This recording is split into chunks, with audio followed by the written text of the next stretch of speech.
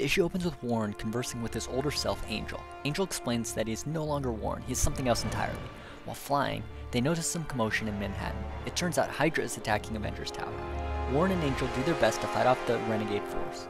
Although vastly outnumbered, the two seem to hold their own. Eventually, the Avengers arrive and mop up the Hydra forces. Captain America then gives them a lift back to the Jean Grey school, where he confronts Beast about pulling these teenagers out of the past. The other teachers look on nervously as they expect Cap to react poorly. While the two continue to argue, young Scott marches directly over to Captain America. He plainly tells them that although they shouldn't be in this time, he would like Cap to let them stay so they can put things right. Surprisingly, Captain America goes along with Scott's request, and asks Beast to keep him in the loop before flying off. Meanwhile, Warren has snuck down into Hank's lab so he can attempt to return to the past. He doesn't like the future he is in now. His future self is only a shell of who he is.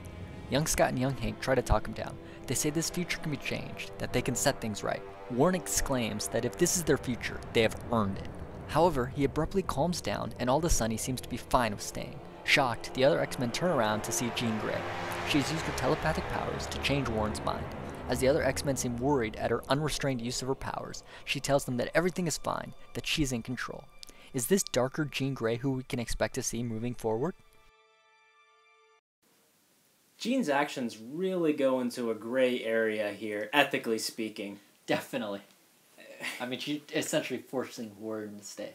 Yeah, and it's not just forcing, where they were kind of forcing him already, but now they're tampering with his mind. Yeah.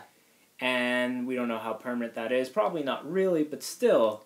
It seemed like a very, almost Emma Frost thing to do. Yeah. So, I don't know. She's clearly going down dark path. Where do you think that's going to lead? I don't know if she's going down a dark path per se, but it definitely is going to create a different Jean that when we saw in the comics. Because these events itself, she comes back, she sees that she died in this world, and all these other things have happened. And so obviously it's going to change her character differently than what happened originally. Right. So she's not going to be that really pure character. Yeah, exactly. In the last page, in that image, you see all the reactions. You see that, like, Kitty just has a look of shock. Wolverine's just looking angry. But no one's actually stepping up and moving after her. Everyone's just sort of, like, letting her walk away.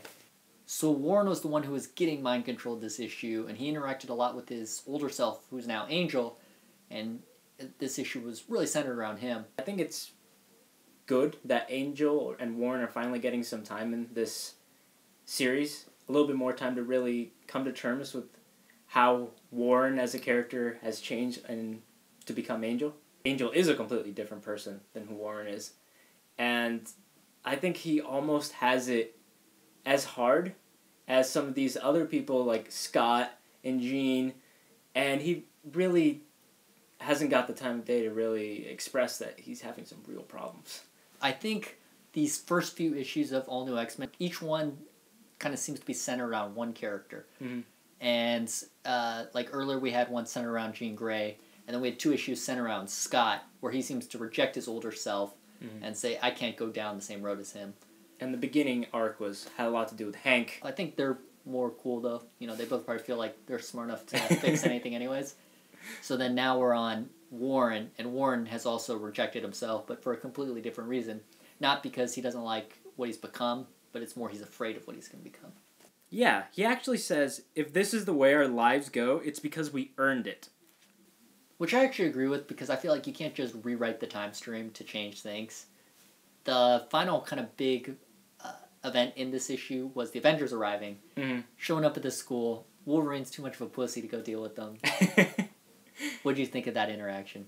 I thought Bendis handled it well because he had Kitty and Bobby just having this fun little exchange of what they think is going on, because we know that conversation has been played out in all of these comics. It'd be like the beginning of AVX all over again, or like every interaction between the Avengers and the X-Men. Beginning of Uncanny Avengers was like this. We've already had these type of conversations in Uncanny X-Men. And it's sort of just going back for years. So, you know, it's kind of funny that Bendis is almost making fun of it. Yeah. Which is refreshing. And it kind of highlights the fun relationship Kitty and Bobby seem to have. I think a lot of people out there also want to see them together, and I'm kind of for that as well. No. She's got to be with Colossus. Well, I want to... I just don't really like them together. I mean, this goes back to Wolverine and the X-Men number 25, I think, which was the date night one. 24. 24. And, you know, we actually asked the viewers whether or not they wanted to see those two together. Most of the comments said no, they didn't. But you can check that video out and see what I thought and see what other people thought as well.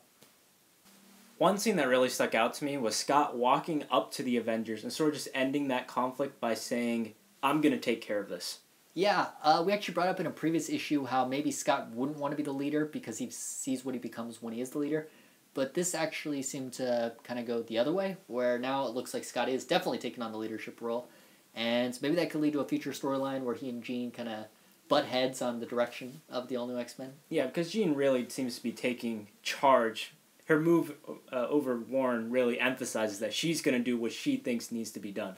But then Scott confronting Cap also kind of shows that he wants to be leader as well. So maybe there will be conflict. Who knows? So is it great for All New X-Men number 8? What would you give it? Stuart Immonen isn't doing art this issue, so that kind of disappointed me.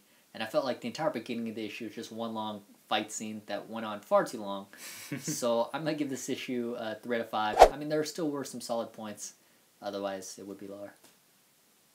I'm going to give it a 3 out of 5 as well. It's probably the worst issue of All New X-Men so far, but it had a really nice ending, so I'm looking forward to the next issue.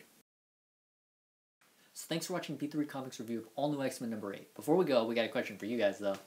So this issue showed us that it's been tough on Warren, but it hasn't been easy for any of the All New X-Men. But who do you think has it the worst? Leave your answer below in the comments. Also be sure to check us out on Facebook and Twitter. Thanks.